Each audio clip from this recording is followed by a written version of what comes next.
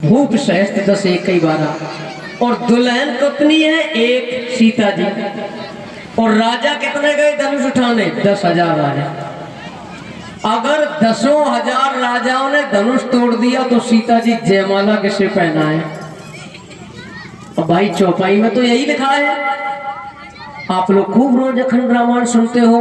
भूप सहस्त्र 10 एक कई 12 लगे उठान टरे नहीं टारा। फिर आगे बढ़ गए और इस चौपाई को ढक्कन में बंद कर दिया। देखिए इस चौपाई पर शोधात्मक दृष्टिकोण।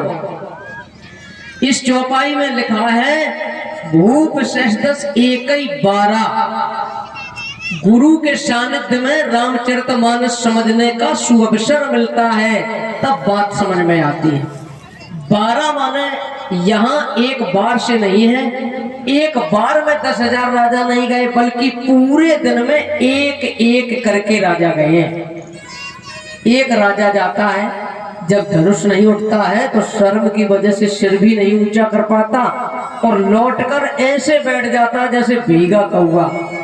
पानी बरसे कौवा के पंख भीग जाएं, भीगे कौवे की तरह आकर बैठ जाता। फिर दूसरा राजा जाता है, एक एक करके 10,000 राजा गए, किसी ने भी धनुष नहीं उठा पाया। उस समय भरे दरबार में कहा महाराज जनक ने, बोले मैं उठाऊंगा। खलबली मच गई। बोले महाराज जनक क्या कहना है? बोले मैं धनुष नहीं उठाऊंगा, मैं तुम राजाओं को उठाऊंगा। तजऊ आस निज निज ग्रह जाऊ, लिखा न विधि वैदेही विवाहो। इसलिए सभी जो दीप दीप के भूपत नाना, आए सुन हम जो प्रण थाना। तजऊ आस निज निज ग्रह जाऊ, लिखा न विधि वैदेही विवाहो।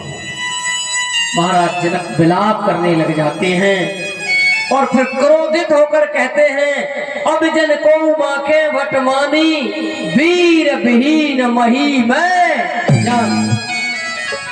कह दिया अगर मुझे ये पता होता कि यहाँ कोई भी राजा शक्तिशाली नहीं है, ये पृथ्वी वीरों से खाली है, तो मैं कभी भी ऐसा प्रण नहीं लेता। अब मैंने जो प्रण लिया है ये कैसे पूरा हो। और महाराज जो ये कहा कि ये पृथ्वी वीरों से खाली है, वह राजकुमार ब्रह्मचारी उस रंग मंच पर मचला है, मानो पहाड़ से लाल लाल जैसे सूर सुबह का। रघुवंशी वीरों के होते ऐसे भी कोई कहता है, जैसा अफसोस भरा भाषण मिथिला के महाराज का है। रघुवीर राम जी के होते अनुचित वाणी कह डाली है, ये शब्द वज्र से लगते हैं कि पृथ्वी वीरों से। मेरा स्वभाव ही ऐसा है, अपमान न मुझे गवारा है कृपा गुरु के चरणों की, बल और प्रताप तुम्हारा है। थल को जल, जल को थल कर दूं, लाऊं उतार कर तारों को, सुरमे की तरह पीस डालूं पत्थरों और पहाड़ों। राम जी की ओर देखा, बोले भैया अभिमान त्याग कर कहता हूं, आदेश तुम्हारा पाऊं मैं।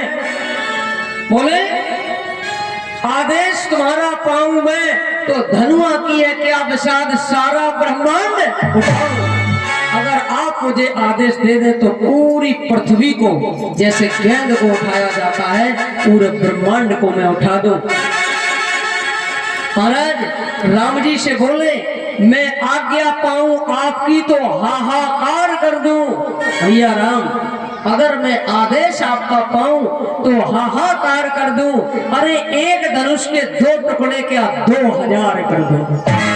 आप मुझे आदेश दें तो मैं 2 नहीं 2,000 टुकड़े कर दूं। महाराज अब वहां सन्नाटा सा होने लगा, जो जाए जा रहे थे राजाओं के लिए। अब उसमें शोक ध्वनि बजने लगी और थोड़ी सी ध्वनि शांत हुई, लक्ष्मण जी की ध्वनि सुनकर सन्नाटा ही हो गया।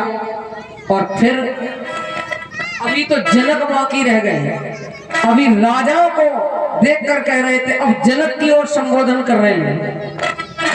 अरे जनक तूने कहे जो बैन, वो दिल में तीर बैठे हैं। गुस्से में आकर बोलो, अरे जनक तूने कहे जो बैन, वो दिल में तीर बैठे हैं। जिगर को तोड़ बैठे हैं, कलेजा चीर बैठे हैं। रही जो जानकी कुंवारी तो हम भी दिलगीर बैठे हैं, मगर हम क्या करें कि सामने रघुवीर बैठे। अगर राम जी भैया ना होते तो अभी हम बता देते, अगर होते ना जो कर राम जी तो अभी मैं बता देता कि धनुए को कैसे तोड़ा जाता है। बोले रही जो जानकी कुंवारी तो हम भी गमगीन बैठे हैं, मगर हम क्या करें कि सामने रघुवीर बैठे हैं। अब राम जी ने देखा कि लखन भैया तो बहुत क्रोध में है, कहीं हमारा पक्का साथ ना हो जाए, गुस्से में कहीं धनुष तोड़ दिया तो हम तो रह ही जाएंगे। इसलिए आंखों ही आंखों में ना जाने क्या कह दिया, सो बिल्कुल ठंडे पड़ गए। लखन भैया शांत होकर चुपचाप बैठ गए साइड में।